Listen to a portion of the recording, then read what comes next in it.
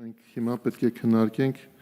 ռազմաուսումնական հաստատություն ավարտած եւ Հայաստանի Հանրապետության Պաշտպանության նախարարության համակարգում կամ Հայաստանի Հանրապետության ազգային անվտանգության ծառայության սահմանապահ զորքերում սպայական պաշտոնի նշանակված սպայական կազմի զինծառայողների կողմից պետական աջակցության բնակարանի կամ բնակելի տան կամ կառուցվող բազմաբնակարան կամ ստորաբաժանված կառուցվող բնակարան կամ բնակելի տուն գնելու իրավունքի ձեռբերման նպատակով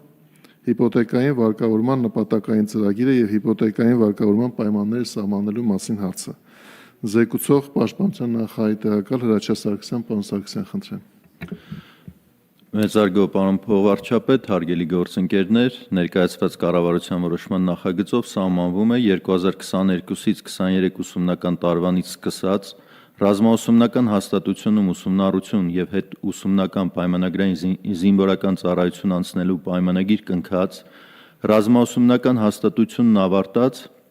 եւ Պաշտպանության նախարարության համակարգում կամ ազգային անվտանգության ծառայության սահմանապահ զորքերում սպայական պաշտոնի նշանակված սպայական կազմի զինծառայողների համար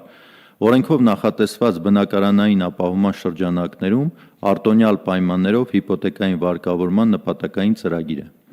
որը հնարավորություն է տալու սպայական կազմի զինծառայողներին ամբողջությամբ պետական բյուջեի միջոցների հաշվին ֆինանսավորման հիման վրա սեփականության իրավունքով ձեռք բերել բնակարան, բնակելի տուն, վարկը, կանխավճարը, մայրգումարը եւ տոկոսները ամբողջությամբ մարվելու են պետական բյուջեի միջոցների հաշվին Պաշտպանության նախարարության կողմից։ Որոշման նախագծով սահմանվում է վարկավորման պայմանները եւ ծրագրի իրականացման մանրամասները։ Որոշման նախագիծը համաձայնացվել է շահագրգիռ պետական մարմինների, ինչպես նաեւ լրամշակվել է նախարարական սոցիալական կոմիտեում քննարկման արդյունքներով։ Խնդրում եմ ընդունել որոշման նախագիծը։ Պարոն փոխվարչապետ, հարգելի գործընկերներ, ըստ էության մենք այն քաղաքացիները, ովքեր կընդունվեն ռազմաուսումնական հաստատություն, կավարտեն, կնշանակվեն Պաշտպանության նախարարության համակարգում կամ ազգային անվտանգության ծառայության սահմանապահ զորքերում ծառայության մենք տրամադրելու ենք հավաստագրեր, որի միջոցով իրենք հնարավորություն կունենան ընտրելու իրենց բնակարանը կամ բնակելի տունը առաջնային կամ երկրորդային շուկայից սեփականության իրավունքով է տրամադրվելու, բայց պայմանով, որ նվազագույնը 20 տարի պետք է ծառայություն անցկացնի վերոնշյալ մարմիններում, հավաստագրով զինծառայողին հասանելի գումարը, որով կարող է բնակարան ձեռք բերվի, որոշվելու է Երևանում 80 քառակուսի մետր տարածքով բնակելի անշարժ գույքի արժեքով, որը այս պահի դրությամբ կազմում է 35 միլիոն դրամի չափով եւ հնարավորություն կունենա այս գույքը ձեռք բերել ոչ միայն Երևանում, այլ նաեւ մարզերում։ Ըստ էությամբ այսքանն էր, շնորհակալություն։ Պարոն Սարգսյան, սա գործող ծրագիրը մենք շրջանակն ենք փոխում, թե նոր աջակցության եղանակը։ Մենք զինծառայողի կարգավիճակի մասին օրենքով ունեինք արդեն իսկ հաստատված, որից որ նաև ունեինք կառավարության որոշում, թե ինչ տրամաբանությամբ ենք տրամադրելու այդ բնակարանները, մենք ըստ էության փոփոխել ենք կարգը, լավարկել ենք եւ այդ լավարկման արդյունքում իմ թվարկված առավելություններն էր, որ այսինքն գույքը չի ձեռք բերվելու պայմանական պաշտպանության նախարարության կողմից մրցույթ հայտարարելու միջոցով, որտեղ կան մասնակցեն կառուցապատողներ։ Այսինքն մենք սրանով հանդերձ հնարավորություն ենք տալի, որպեսզի զինծառայողը նախ եւ առաջ ինքը իր ընտրությունը կատարի։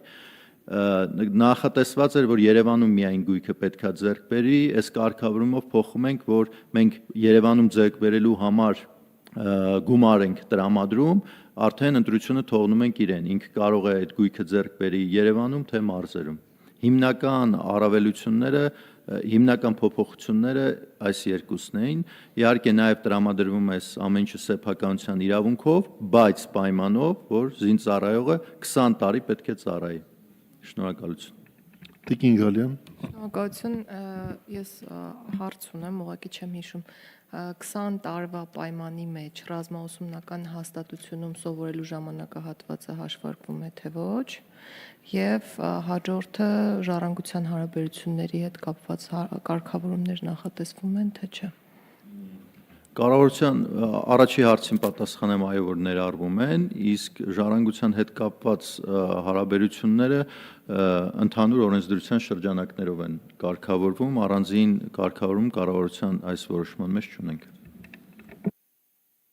Այլ հարցեր, պարոն Թորոսյան։ Շնորհակալություն, պարոն Խաչատրյան, պարոն Սարգսյան, կարող եք ասել հավաստագրերը մի տեսակ են, թե կախված նաև ընտանեկան դրությունից տարբեր տեսակի են տրամադրվում եւ Երևանում թույլ տալը, բայց նաև մարզերում թույլ տալը արդյոք չի բերելու նորից խտացման Երևանում այդ հարցը քննարկել եք։ Շատ բարի, այո, քանի որ գործող կարգավորումներով եղել է միայն Երևանը, արդեն իսկ հաստատված, մենք պայմանները չենք որպես այդպեսին վատացրել, այլ լավացրել ենք, որ կլինեն քաղաքացիներ պայմանական 35 միլիոն դրամով կարող են մարզում մեծ հողատարածքով, սեփական տուն, ավելի մեծ քառակուսի մետրով ձեռք բերել բնակելի անշարժ գույք, եւ երկրորդ հարցը բոլոր հավաստագրերը լինելու են միատեսակ, անկախ ընտանեկան կարգավիճակից։ Պարոն Սարգսյան, բայց այսպիսի հարց էլ է առաջանում, եթե մինչ հիմա կարգավորումները վերաբերում էին նրան, որ Երևանի հաշվարկով էր կատարված սերտիֆիկատի արժեքը, այսինքն 80 քառակուսի մետրի հաշվով կախված այդ օրը, թե ինչ գներ են շուկայում, հիմա լավ ենք անում, որ ասում ենք կարող են նաև մարզերում ձեռք բերել, բայց մեկը պիտի համեմատի, եթե 35 միլիոն դրամով կարող է Երևանում գնել, կամ գնում է ձեր ասած մեծ հողամասով շատ լավ կառուցված անհատական բնակելի տուն է գնում մարզում, որտեղ այդ հողամասի եւ շենքի արժեքը միասին, օրինակ 22 միլիոն դրամ է, մնացած 13 միլիոն դրամի հետ ինչ է լինում։ Ինչն է այն մոտիվացիան, որ մարդը ունենալով 35 միլիոն դրամով գույք գնելու հնարավորություն, պիտի նախընտրի ձեռք բերել իր գտած տունը 22 միլիոն դրամով։ Պարոն Խաչատրյան, այս պայդրությամբ կարգավորում չունենք, դա է նպատակը, որ հնարավորության դեպքում իրենք, քանի որ բնակարանը ճիշտ է տրամադրում է սեփականության իրավունքով, բայց պայմանով որ ծառայություն պետք է անցնի 20 տարի, որ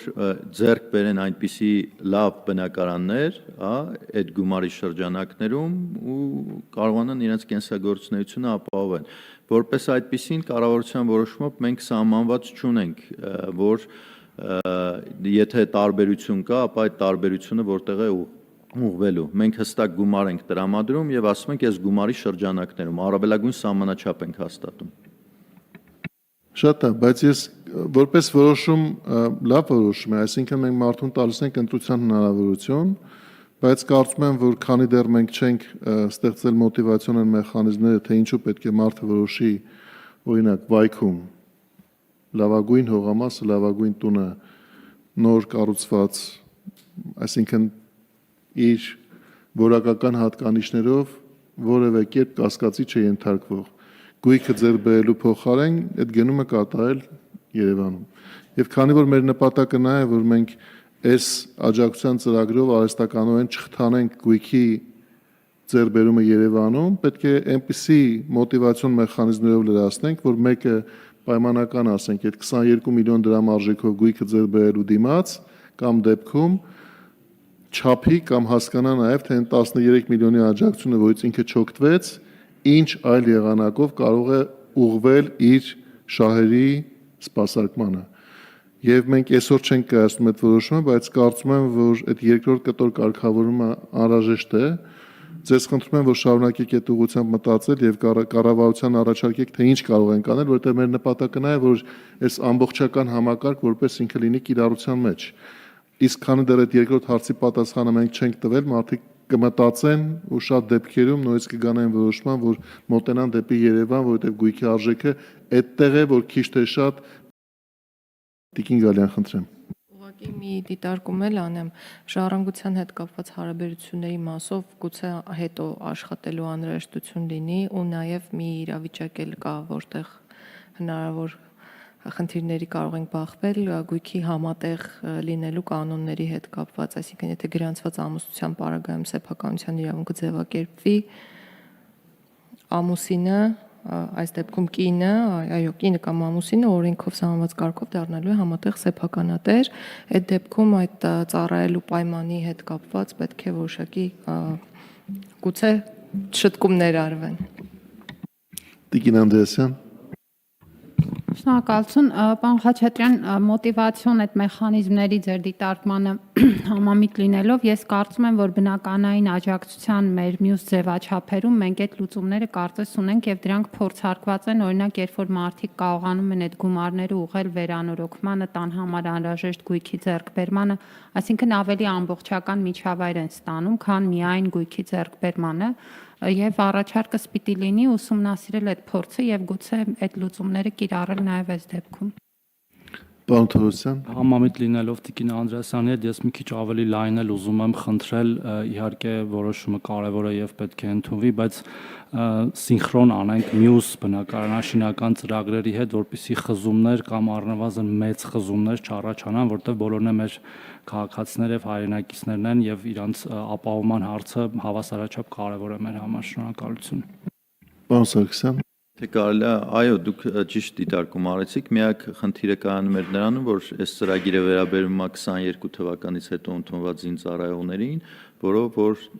նախկինում օրենքի կարգավորմամբ դրված էր, որ մենք պետք է բնակարան հատկացնենք Երևանում, հստակ գրված էր։ Այսինքն պայմանների վատացում արդեն ընդունված զինծառայողների մասով չենք կարող իրականացնել, ինքը կդառնա որպես այդպիսին վատացում։ Դա համար որպես այդպիսին առաջի քայլն ենք իրականացրել, կարելի ասել ազատականացրել ենք, որտեղ հնարավորություն կունենան եւ Երևանում ձեռք բերել եւ մարզերում 2026 թվականին առաջի անգամ արդեն այդ հավաստագրերը տրամադրելու ենք եւ այդ դրա շրջանակներում այո քննարկում կունենանք նաեւ որ տարբերության մասով զինծառայողները հնարավորություն ունենան օգտագործել նաեւ այլ նպատակներով դրա հետ է կապված եղել որ չեն կարողացել ավելի ճկուն գտնվել բայց եթե ես ճիշտ եմ հիշում մեր զուգահեռ քննարկումները մեկ այլ հարցի առնչությամբ,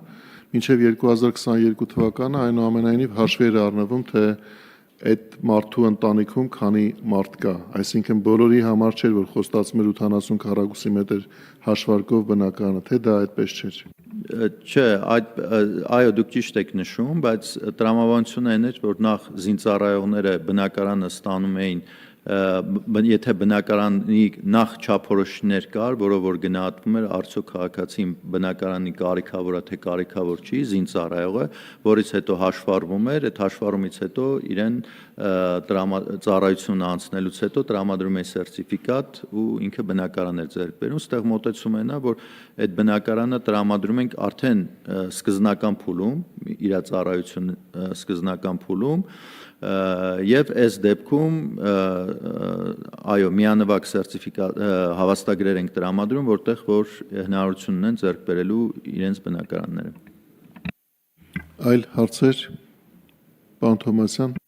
Շնորհակալություն, մեկ ճշտող հարց, պարոն Սարգսյան, հատկացնելուց հետո նախատեսված է որևէ սահմանափակման գրանցում, որպեսզի օտարման հարցը այդ ընթացքում կարգավորվի եւ հետագայում խնդիր չունենանք, եթե չէ, կխնդրեմ նախագիծի այս մասով մի փոքր լրամշակել, շնորհակալություն։ Շնորհակալություն, այո, մենք աշխատել ենք ձեր հետ, նաեւ օրենքով է սահմանված, նաեւ կառավարության որոշման մեջ ունենք հղումները օրենքին։ Այլ դիտարկումներ չկան Ովքեր են դեմ նախագծի հաստատմանը, դեմ չկա նախագիծը հաստատված